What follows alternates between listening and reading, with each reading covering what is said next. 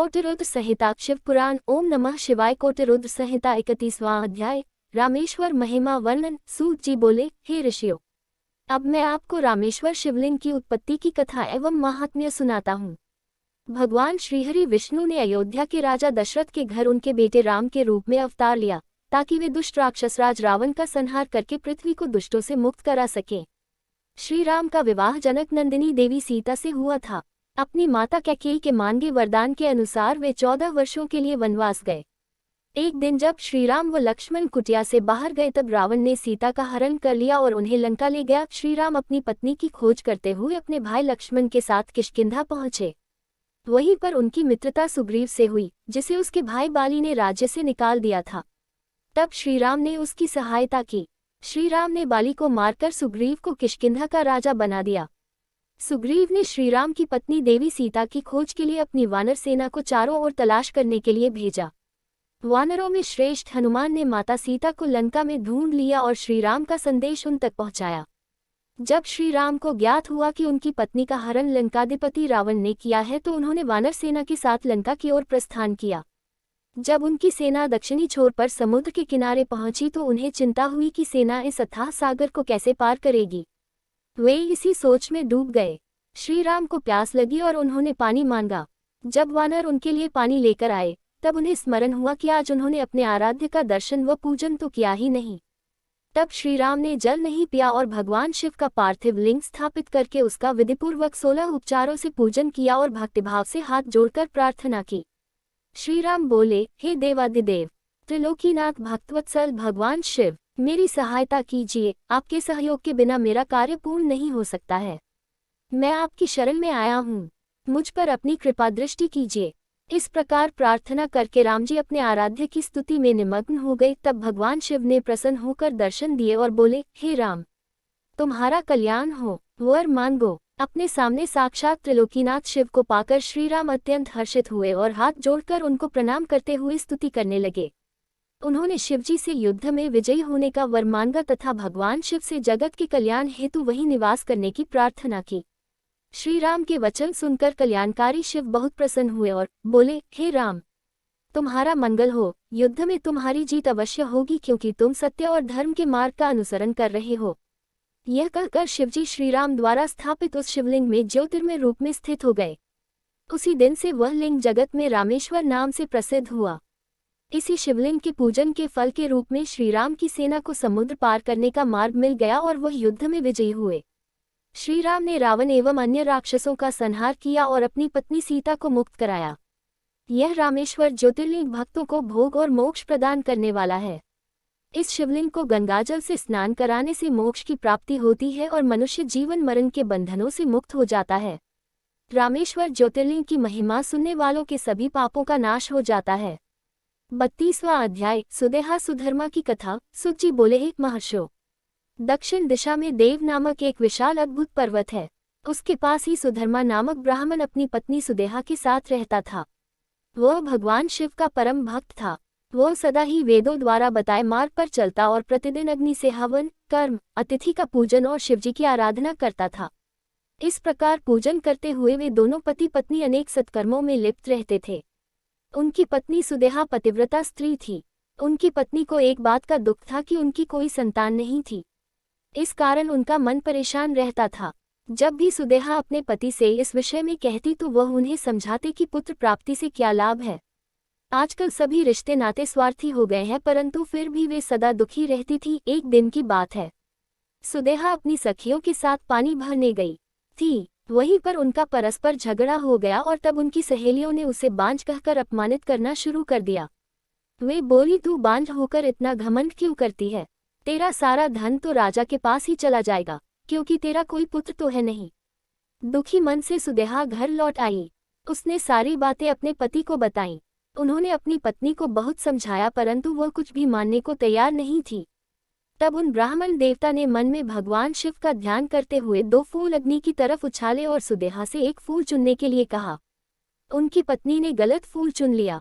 उन्होंने अपनी पत्नी को समझाया, तुम्हारे भाग्य में पुत्र नहीं है, इसलिए अब अपनी इच्छा त्याग दो और शिवजी के पूजन में लग जाओ। अपने पति सुधर्मा की बातों का सुदेहा पर कोई प्रभाव नहीं पड़ा और वह उनसे इस प्रकार बोली, हे प्राणनाथ, यदि आपको मेरे गर्भ से पुत्र प्राप्त नहीं हो सकता तो आप दूसरा विवाह कर लीजिए। परंतु सुधर्मा ने विवाह से इनकार कर दिया। तब सुदेहा अपनी छोटी बहन भुष्मा को अपने घर ले आई और अपने पति से प्रार्थना करने लगी कि वे उससे विवाह कर ले। सुधर्मा ने उसे समझाते हुए कहा, यदि मैंने इससे विवाह कर लिया और इससे पुत्र हो भी गया तो भी तुम दोनों बहनें सौतन बन जाने पर एक दूसरे का विरोध करोगी और मेरे घर में झगड़ा होता रहेगा। तब सुदेहा बोली, हे प्राणनाथ, भला मैं अपनी बहन का विरोध क्यों करूंगी? आप चिंता त्याग दें और भुष्मा से विवाह कर लें। अपनी पत्नी की प्रार्थना मानकर सुधर्मा ने भुष्मा से विवाह कर लिया। विवाह के पश्चात सुधर्मा ने सुदेहा और भुष्मा से मिलजुल कर रहने एवं आपस में एक दूसरे की बात मानने के लिए कहा। फिर भुष्मा अपने पति सुधर्मा के साथ प्रतिदिन 101 शिव पार्थिव लिंगों का षोडशोपचार से पूजन करके तालाब में उनका विसर्जन कर देती। इस प्रकार जब उसने 1,00,000 पार्थिव लिंगों का पूजन पूर्ण कर लिया तो शिवजी की कृपा से उसे परम सुंदर गुणवान पुत्र की प्राप्ति हुई। पुत्र पाकर भुष्मा और सुधर्मा बहुत प्रसन्न हुए, परंतु सुदेहा को अपनी बहन से जलन होने लगी। 33वां अध्याय। घुष्मेश्वर ज्योतिर्लिंग की उत्पत्ति व महात्म्य। सूत जी बोले, हे मुनिगणों, सुदेहा अपनी छोटी बहन भुष्मा से बहुत ईर्ष्या करती थी। उसके पुत्र के प्रति भी उसका व्यवहार बुरा था। धीरे धीरे भुष्मा का पुत्र बड़ा हो गया। उसे विवाह योग्य जानकर ब्राह्मण सुधर्मा ने उसका विवाह एक योग्य कन्या से करा दिया। इससे सुदेहा की ईर्ष्या और अधिक बढ़ गई। उसने निश्चय किया कि जब तक भुष्मा के पुत्र की मृत्यु न होगी तब तक मेरा दुख कम नहीं होगा। अपनी खोई प्रतिष्ठा और भुष्मा को सबक सिखाने का निश्चय सुदेहा ने कर लिया। एक रात सब प्राणियों के सो जाने के बाद सुदेहा ने भुष्मा के सोते हुए पुत्र की हत्या कर दी। फिर उसके छोटे छोटे टुकड़े करके उसी तालाब में बहा आई जहां भुष्मा प्रतिदिन शिव पार्थिव लिंग का पूजन के उपरांत विसर्जन करती थी। घर आकर सुदेहा आराम से सो गई। प्रातःकाल उठकर सुधर्मा भगवान शिव का पूजन करने चले गए। सुदेहा और भुष्मा भी अपने अपने काम में लग गईं। जब भुष्मा की पुत्र वधू ने अपने पति की चारपाई पर खून और शरीर के अंगों के टुकड़े देखे तो वह अत्यंत व्याकुल हो गई और उसने अपनी सास को सूचित किया। वहां का दृश्य देखकर वह फौरन समझ गई कि किसी ने उनके पुत्र की हत्या कर दी है। यह जानकर भुष्मा जोर जोर से रोने लगी। सुदेहा भी उनकी देखा देखी आंसू बहाने लगी, परंतु मन में वह अपनी सौत के दुख से बहुत प्रसन्न थी। कुछ देर पश्चात सुधर्मा शिवजी के पूजन से वापस लौटे तो उन्हें सब बातें पता चली। सुधर्मा भुष्मा से बोले, देवी, इस तरह से रोना छोड़ दो, अपने दुख को दूर करके अपना कार्य पूरा करो। भगवान शिव ने ही हमें कृपा करके पुत्र प्रदान किया था और वही उसकी रक्षा करेंगे, इसलिए तुम रोना छोड़ो और अपना नित्य कर्म करो। तब पति की आज्ञा मानकर देवी भुष्मा ने शिवजी के पार्थिव लिंगों का पूजन किया और उन्हें बहाने के लिए तालाब पर गई। जब लिंगों का विसर्जन करने के उपरांत वह मुड़ी तो उसे अपना पुत्र वही तालाब के किनारे खड़ा मिला।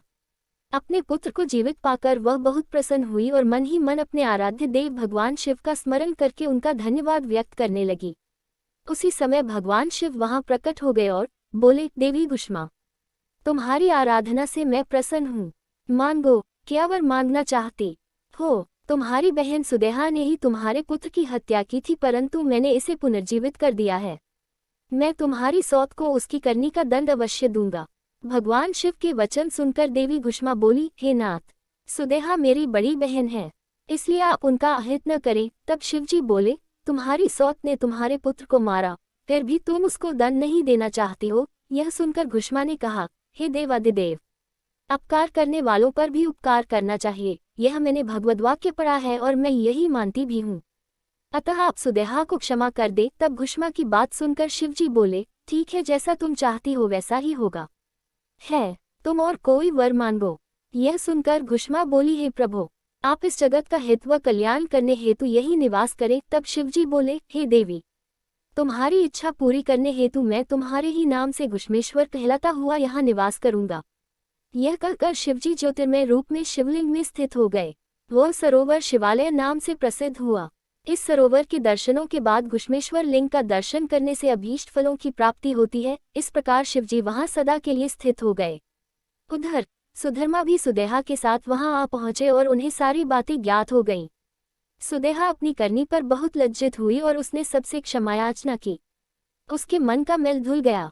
तत्पश्चात उन सबने मिलकर शिवलिंग की 101 परिक्रमा की और उसके बाद सुखपूर्वक घर को चले गए। है मुनियों, इस प्रकार मैंने आपको 12 शिव ज्योतिर्लिंगों की कथा एवं महात्म्य सुनाया।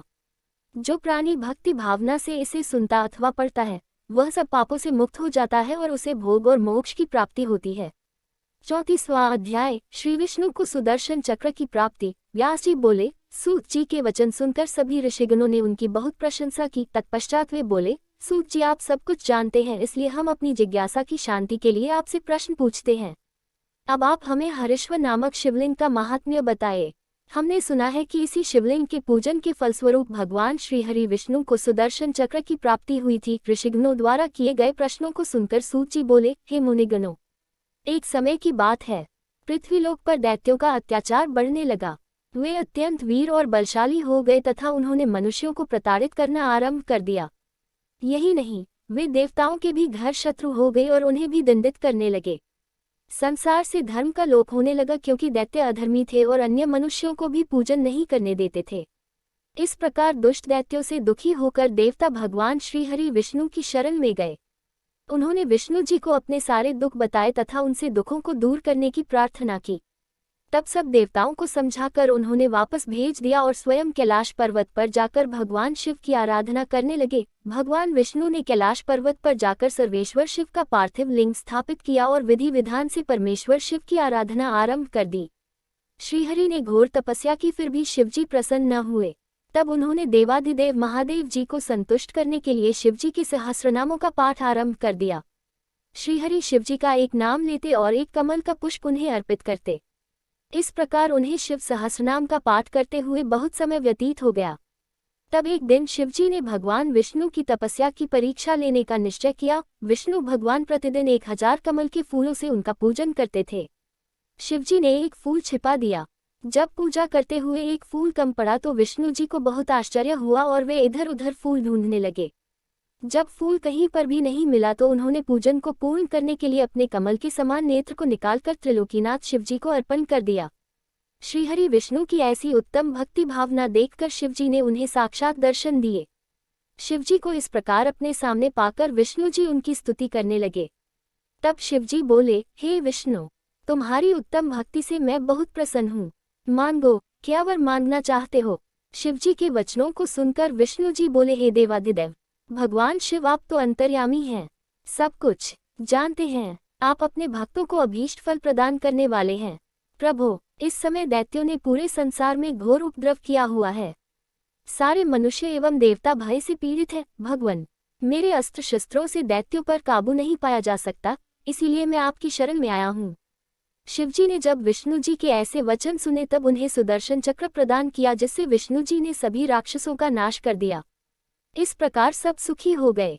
35वां अध्याय, शिव सहस्रनाम स्तोत्र। ऋषियों ने पूछा, हे सूत जी, भगवान श्रीहरि विष्णु ने जिन सहस्रनाम स्तोत्रों द्वारा त्रिलोकीनाथ भगवान शिव को प्रसन्न किया था और जिसके प्रभाव स्वरूप उन्हें सुदर्शन चक्र प्रदान किया, उनका महात्म्य हमें सुनाए। ऋषियों के प्रश्नों का उत्तर देते हुए सूत जी बोले, हे ऋषिगणों, त्रिलोकीनाथ कल्याणकारी भक्तवत्सल भगवान शिव को प्रसन्न करने वाले शिवजी के सहस्त्रनाम मैं आपको सुनाता हूँ। शिव हर, मृग, रुद्र, पुष्कर, पुष्पलोचन, अर्थिगम्य, सदाचार, शर्व, शंभु, महेश्वर, चंद्रापीठ, चंद्रमौली, विश्वम, विश्वभरेश्वर, वेदांतसार संदोह, कपाली, नीललोहित, ध्यानाधार, अप्रच्छेद्य, गौरीभर्ता, गणेश्वर, अष्टमूर्ति, विश्वमूर्ति, त्रिवर्ग स्वर्ग साधन, ज्ञानगम्य, दृढ़ प्रज्ञा, देवदेव, त्रिलोचन, वामदेव, महादेव, पटु, परवृ, दृ, विश्वरूप, विरूपाक्ष, वागीश, शुच्छ सत्तम, सर्व प्रमाण सवादी, वृषांका, वृषवाहन, ईश,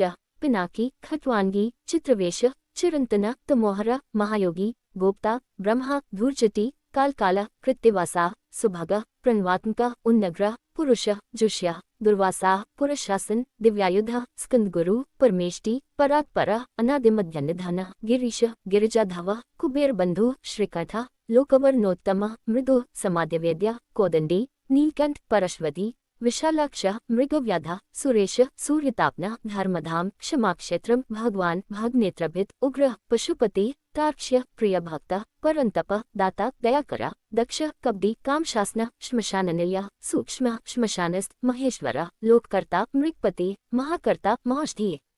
उत्तर गोपति गोप्ता ज्ञानगम्य पुरात्न नीति सुनीति शुद्धात्मा सोम सोमर्त सुखी सोमप अमृतप सौम्य महातेजा महाद्युति तेजोमय अमृतमय अन्नमय सुधापति अजातशत्रु आलोक संभाव्य हव्यवाहन लोककर वेदकर सूत्रकार सनातन महर्षि पिलाचार्य विश्वदीप्ति त्रिलोचन पिनाकपाने भूदेव स्वस्तिद स्वस्तिकृत सुधिया धात्रधामा धामकुर सर्वग सर्वगोचर ब्रह्मश्रेक विश्वश्रेक सर्गा कर्णिकार प्रिया कवे शाखा विशाखा गोशाखा शिवा विश्वगनुत्तम गंगाप्लवोदका भव्या पुष्कला स्थाप्ति स्थिरा विजितात्मा विधेयात्मा भूतवाहन सारथी सगना गणकाया सुकीर्ति छिन्संशया कामदेव कामपाला भस्मोद्वलित विग्रह भस्मप्रिय भस्मशाय कामी कांत कृताग्म समावर्ता अनिवृतात्मा धर्मपुंज सदाशिव अकल्मष चतुर्बाहु दुरावास दुरासद दुर्भा दुर्गम दुर्ग सर्वायुद्विशार्द अध्यात्मयुग्निलय सुतंतु तंतुवर्धन शुभांग लोकसारंग जगदीश जनार्दन भस्मशुद्धिकर मेरु ओजस्वी शुद्ध विग्रह असाध्य साधु साध्य भरित्यमर्कट्रूपधृक हिरण्यरेता पौराण रिपुजिवहर बलि महारद महागर्त सिद्धवृंदार वंदित व्याघ्रचर्मांबर व्याली महाभूत महानिधि अमृताश अमृतवपु पांचजन्य प्रभंजन पंचविंशति तत्वस्थ पारिजात परावर सुलभ सुव्रत शूर ब्रह्मवेद निधि निधि वर्णाश्रम गुरु वर्णी शत्रुजित शत्रुतापन आश्रम क्षपन क्षम ज्ञानवान अचलेश्वर प्रमाणभूत दुर्गेय सुपर्ण वायुवाहन धनुर्धर धनुर्वेद गुणराशि गुणकर सत्य सत्यपर अधीन धर्मांग धर्म साधन अनंत दृष्टि आनंद दंड दमयिता दम अभिवाद्य महामाया विश्वकर्म विशारदा वित्राग विनीतात्मा तपस्वी भूतभावना उन्मत्वेश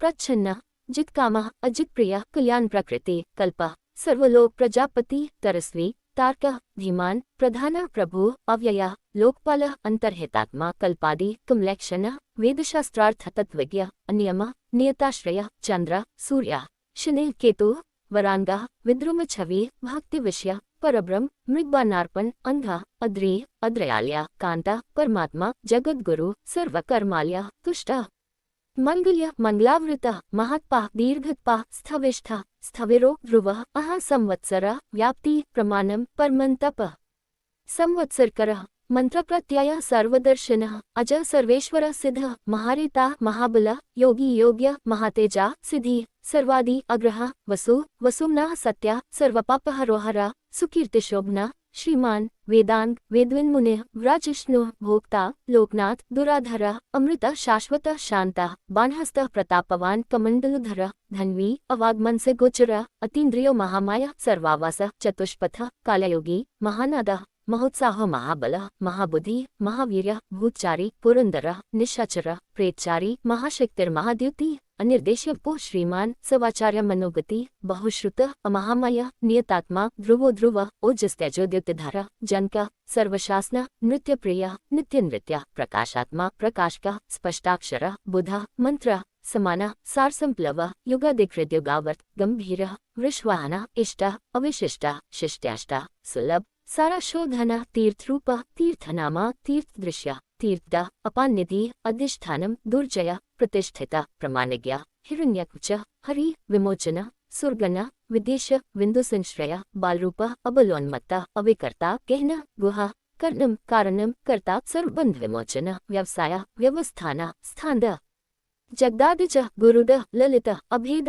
भावात्मात्मनि संस्थित वीरेश्वर वीरभद्र वीरासन विधि विराट वीरचूड़ामणि वेता चिदानंद नदीधर आज्ञाधारा त्रिशूली शिपविष्ट शिवाल्य वालखिल्य महाचाप तिग्मांशु बधिर खग अभिराम सुश्रन सुब्रमण्य सुधापति मघवान कौशिक गोमान विराम सर्वसाधन ललाटाक्ष विश्वदे सारा संसार चक्रभृत अमुभंडा मध्यस्था हिरण्य ब्रह्मवर्त्सी परमार्थ परोमाई शंबर व्याघ्रलोचन रुचि विरचि स्वरबंधु वाचस्पति अहरपति रवि विरोचन स्कद शास्ता वैवस्वतो यमः युक्तिरुन्नत कीर्ति सानुराग पन्रजय कैलासाधिपति कांता सविता रविलोचन विद्वत्तम विद्भय्य विश्वभर्ता अनिवारिता नित्या नियत्कल्याण पुण्यश्रवण कीर्तन दूरश्रवा विश्वसः ध्येय दुःस्वप्ननाशन उत्तारण दुष्कृत्य विज्ञेय दुस्सह अभव अनादि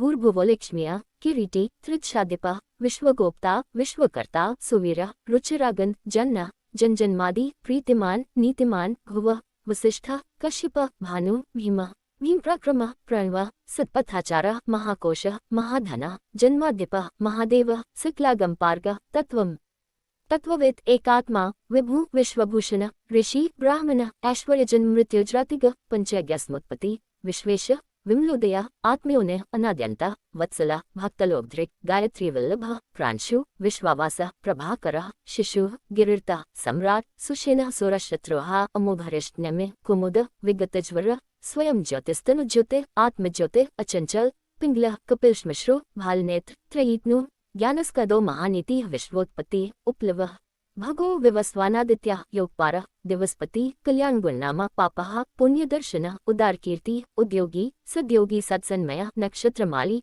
नाकेश स्वादिष्ठान पदाश्रय पवित्र पापहारी मुनिपुर नभोगति हृत्पुंडरीकमासीन शक्र शांता वृषाकपि उष्ण गृहप्ति कृष्ण समर्थ अनर्थनाशन अधर्मशत्रु अज्ञया पुरोहुता पुरुश्रुता ब्रह्मगर्भ बृहद्गर्भ धर्मधेनु धनाग्म जगद्धितिषि सुगतः कुमारः कुशलाग्म हिरण्यवर्णो ज्योतिष्मान नानाभूत्रता ध्वनिः अरागः नयनाध्यक्ष विश्वामित्र धनेश्वर ब्रह्मज्योतिः वसुधामा महाज्योतिरनुत्तमः मातामहः मातरिश्वानभः स्वान् नागहार्धृक् पुलस्त्य पुलः अगस्त्य जातुकर्ण्य पराशर निरवरण निर्वार वैरंच्य विष्टश्रवा आत्मभू अनरुद्ध अत्रि ज्ञानमूर्ति महायशा लोकवीराग्रण्य वीर चंड सत्यप्राक्रम व्यालकल्प महाकल्प तल्पृक्ष कलाधर अनलकरिष्णु अचल रोचिष्णु विक्रमोन्नत आयो शब्दपति वेगी प्लवन शिखिसार्थी असंश्रेष्ठ अतिथि शक्र प्रमाथि पादपासन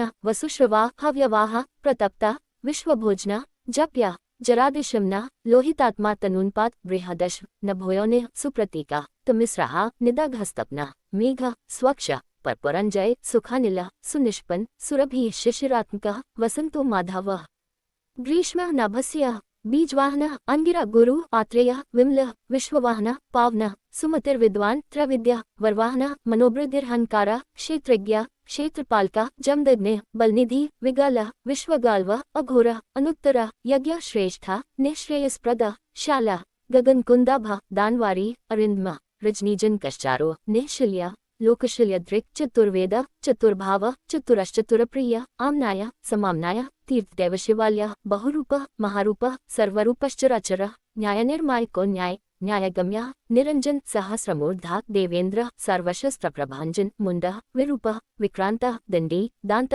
गुणोत्तम पिंगलाक्ष जनाध्यक्ष नेग्रीव निराम्य सहस्रबाहु सर्वेश शरण्य सर्वलोकधृक् पद्मासन परंज्योते पारंपर्य फलप्रद पद्मगर्भ महागर्भ विश्वगर्भ विचक्षण परावरज्ञ वर्द वरेण्य महास्वन देवासुर गुरुर्देव देवासुरन्मस्कृत देवासुर महामित्र देवासुर महेश्वर देवासुरेश्वर दिव्य देवासुर महाश्रय देवदेवमय अचिंत्य देवदेवात्मसंभव सद्यो नेहासुर व्याघ्र देवसिंह दिवाकर विबुधाग्रचर श्रेष्ठ सर्वदेवोत्तमोत्तम शिवज्ञानर्थ श्रीमान शिखी श्री पर्वतप्रिय वज्रहस्ता सिद्धखडग नरसिंह निपात्न ब्रह्मचारी लोकचारी धर्मचारी धनाधिप नंदी नंदीश्वर अनंत नग्नव्रधर शुचि लिंगाध्यक्ष सुराध्यक्ष युगाध्यक्ष युगावह स्वधर्मा स्वर्गत स्वर्गस्वर स्वर्मयस्वन बाणाध्यक्ष बीजकर्ता धर्म संभव दंभ अलोभ अर्थविच्छंभो सर्वभूत महेश्वर